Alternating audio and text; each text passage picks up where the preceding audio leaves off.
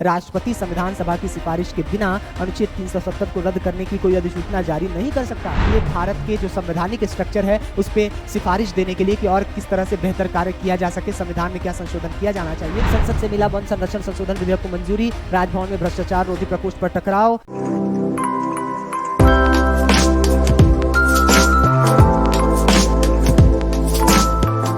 स्वागत है आप सभी का आकार आईएएस यूट्यूब चैनल पे। जैसा कि आप सभी जानते हैं, हम आकार आईएएस के इस यूट्यूब चैनल पे डेली करंट अफेयर्स से रिलेटेड जनसत्ता अखबार का कटिंग्स लेते हैं और उस पर डिस्कशन करते हैं, क्योंकि अदर्स पेपर जो पॉलिटिकल व्यू रखती हैं वहीं जनसत्ता अखबार में पॉलिटिकल व्यूज थोड़ा कम होता है, ऐड कम होते हैं और ये एक पढ़ने पढ़ाने वाले अभ्यर्थियों के लिए और टीचर्स के लिए काफ़ी महत्वपूर्ण हो जाता है। तो यहाँ से अगर आप न्यूज़पेपर पढ़ना नहीं जानते हैं अब तक, तो यहाँ से जान सकते हैं, क्योंकि हम प्रयास कर रहे हैं न्यूज़पेपर विद्यार्थी के नज़रिए से, पीसीएस और यूपीएससी की तैयारी करने वाले अभ्यर्थियों के नज़रिए से, कि वो किस प्रकार से नज़रिया उत्पन्न करें मेंस का, और डेली न्यूज़ पर वो इस तरह से माइंड मैप बनाएं कि उनका ब्रेन ट्रेंड हो जाए मेंस एग्जामिनेशन में ज़्यादा से ज़्यादा नंबर लाने का। क्योंकि मेंस एग्जाम का प्रत्येक पेपर कहीं ना कहीं करंट अफेयर ओरिएंटेड है, या फिर पीछे से ये बहुत बड़ा रोल कर रहा है आगे नए प्रश्न फ्रेम करने के लिए। ठीक है, आप जितने भी प्रश्न देखिएगा उन प्रश्नों में क्या मिलेगा आपको, कहीं ना कहीं पीछे कोई करंट अफेयर्स, कोई मुद्दा, समसामयिक घटनाएं काम कर रही होंगी और उसके आधार पे नया प्रश्न बनाया गया होगा। इसमें हम मेंस की राह के तहत प्रश्न देते हैं, आपको परिभाषा ढूंढने के लिए काम देते हैं, हेडिंग्स देते हैं, संपादकीय देते हैं और उसके आधार पे मेंस का प्रश्न देते हैं। इंपॉर्टेंट एक्ट, ऑर्गेनाइजेशन, बिल्स के बारे में और योजनाओं के बारे में बताते हैं। वर्ल्ड मैप और इंडियन मैप से रिलेटेड कुछ साइट्स होते हैं, उनको ढूंढने के लिए दिया जाता है। ऐसे कोटेशन के लिए भी कोटेशन प्रोवाइड किया जा रहा है और यह सभी हिंदी माध्यम के लिए ब्रह्मास्त्र की तरह से है। ठीक है, तो चलिए स्टार्ट करते हैं। पहला प्रश्न आज 3 अगस्त 2023 के अखबार में कि राजभवन में भ्रष्टाचार रोधी प्रकोष्ठ पर टकराव।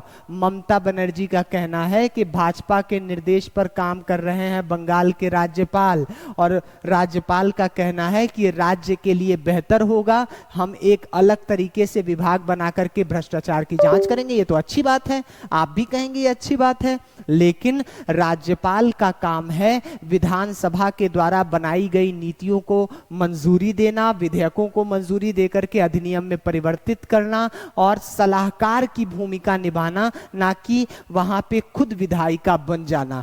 ठीक है, तो ये कार्य जो है कहीं ना कहीं जो किया गया है ये सुप्रीम कोर्ट या हाई कोर्ट तक पहुंच सकता है ये मामला, और इसी पे प्रश्न आधारित है। राज्यपाल के पद से संबंधित प्रमुख संवैधानिक विवादों पर प्रकाश डालिए। इसके साथ ही सरकारिया आयोग द्वारा राज्यपाल से संबंधित की गई सिफारिशों का भी वर्णन करें 250 शब्दों में। तो इसमें क्या की पॉइंट्स हैं? पहला, राज्यपाल का पद क्या होता है ये बता दीजिए। संवैधानिक विवाद बता दीजिए क्या है। संवैधानिक विवाद क्या है भाई? राज्यपाल को केंद्र सरकार नियुक्त करती है, तो पहला उनकी नियुक्ति का मामला, दूसरा उनके ड्यूरेशन का मामला, तीसरा उनका जो राज्य की सरकार कानून बना करके देती है उसमें क्या होता है कि राज्यपाल को अधिकार होता है कुछ कानूनों को वो राष्ट्रपति के लिए संरक्षित कर सकता है, ये एक मामला हो गया। फिर राज्यपाल को अधिकार दिया गया है कि वो कुलाधिपति होता है राज्य के विधानसभाओं का, ये भी मामला हो गया संवैधानिक,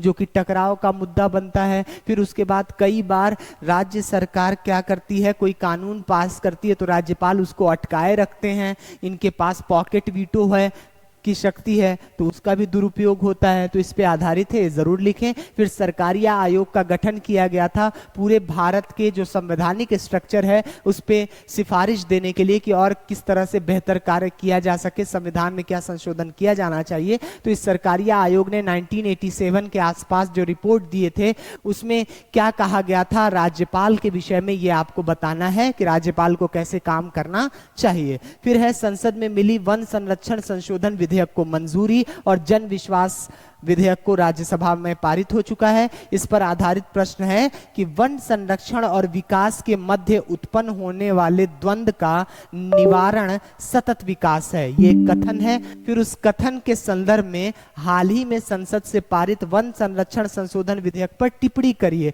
अब यहाँ पे क्या क्या की पॉइंट्स हैं?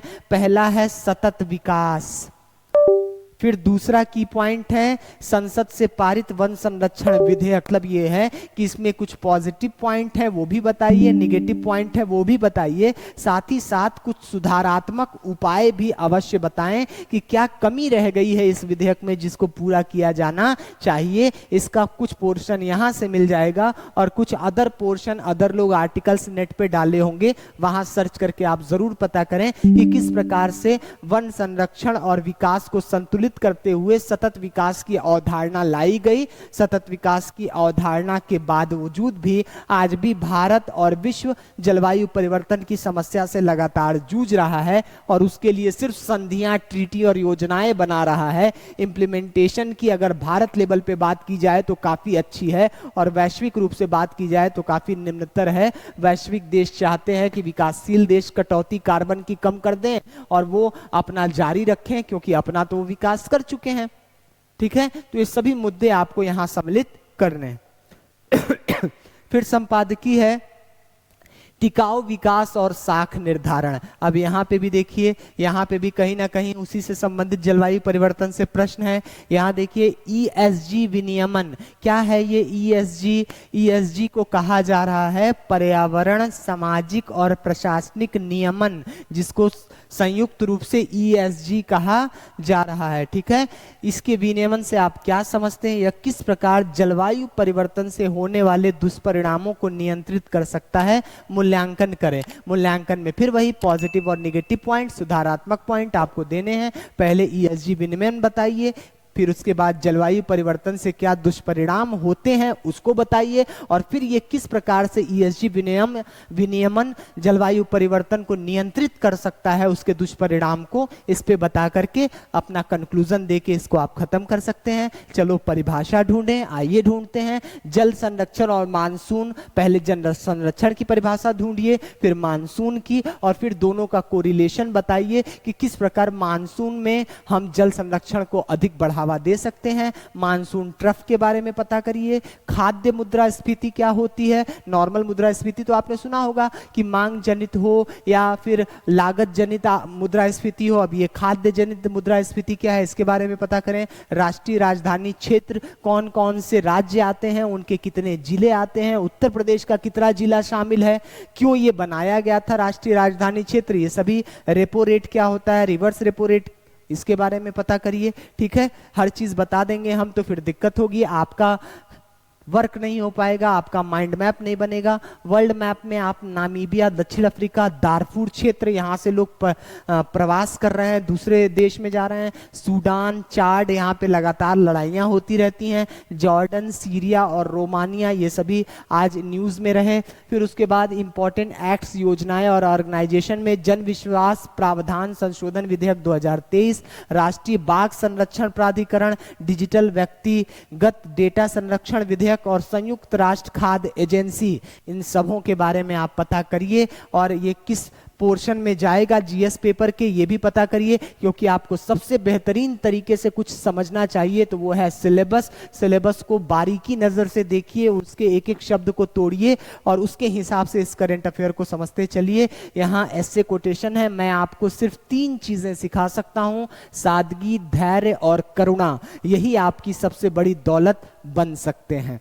ठीक है, इसका प्रयोग आप कई जगह कह सकते हैं। भारत के सामाजिक विकास में कर सकते हैं, आर्थिक विकास में कर सकते हैं, राजनीतिक विकास में कर सकते हैं, और प्रत्येक पोर्शन महिला, पुरुष, ट्रांसजेंडर, बच्चे, उन सभी के क्षेत्र में कर सकते हैं। अंतर्राष्ट्रीय संबंधों में इसका प्रयोग किया जा सकता है कोटेशन का। ठीक है, संसद से मिला वन संरक्षण संशोधन विधेयक को मंजूरी, राजभवन में भ्रष्टाचार रोधी प्रकोष्ठ पर टकराव, फिर उसके बाद जब संविधान सभा मौजूद नहीं तो 370 हटाने की सिफारिश कौन कर सकता है, सुप्रीम कोर्ट के न्यायाधीश का सवाल है।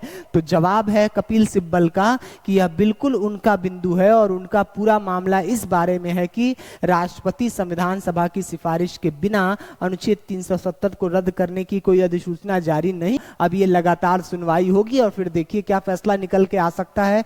370 जो हटा दिया गया था 5 अगस्त 2019 को, फिर हिंसा के विरुद्ध क्या किया जाना चाहिए और क्या नहीं किया जा रहा है, फिर इलाज बनाम कारक यहाँ पे बात की गई है, भारत में महिलाओं और बच्चों के इलाज से संबंधित वैश्विक स्तर पे क्या काम हो रहा है, प्रधानमंत्री को उच्च सदन में आने का निर्देश नहीं दे सकते ये बता रहे हैं, ठीक है। यहाँ पे नियम 267 की बात की गई है, फिर जुआ और घुड़दौड़ जैसे खेलों पर 28% जीएसटी लगाया जाएगा, ठीक है।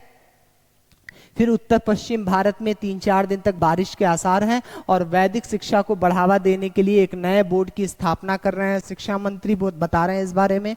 कुनो राष्ट्रीय उद्यान में एक और चीते की मौत, अब तक 9वां मामला है, लगातार चीतों की मृत्यु हो रही है। बताया तो जा रहा है कि प्राकृतिक मौत है, लेकिन देखिए प्राकृतिक है कि मानव जनित है या फिर इन बेजुबान जानवरों को जहां की इनका एनवायरमेंट इनको सूट करता है वहां से उठा के दूसरी जगह इंप्लीमेंटेशन किए जाने से कोई दिक्कत हो रही है, ये सभी अभी जांच का विषय है। पूर्व अमेरिकी राष्ट्रपति डोनाल्ड ट्रंप के खिलाफ अभियोग तय, तो आप पता करिए कि भारत के राष्ट्रपति पे महाभियोग लगता है उसकी प्रक्रिया क्या है और अमेरिका के राष्ट्रपति में महाभियोग लगाने की प्रक्रिया क्या है, हो सकता है इसका डिफरेंसेस मेंस में पूछ ले। संयुक्त राष्ट्र खाद्य कार्यक्रम पर पड़ा व्यापक असर, यूक्रेन में वॉर चल रहा है यूक्रेन और रसिया का, इसकी वजह से क्या है खाद्यान्न उपलब्धता में वैश्विक स्तर पे कमी आई है क्योंकि यूक्रेन को खाद्यान्न का कटोरा कहते हैं यूरोप में, यहाँ पे सर्वाधिक उत्पादन होता है। तो आज के एपिसोड में इतना ही। ज्वाइन आकार आईएएस के लिए कांटेक्ट करें 9129033494 पर और नीचे कमेंट बॉक्स में जाके सभी प्रश्नों का उत्तर देने का प्रयास करें और इस तरह की वीडियोस लगातार प्राप्त करने के लिए हमारा यूट्यूब चैनल आकार आईएएस जरूर सब्सक्राइब कर लें और अन्य अभ्यर्थियों तक भी ये प्रयास पहुंचाएं। देखते रहें हमारा चैनल। जय हिंद। नहीं कर सकता।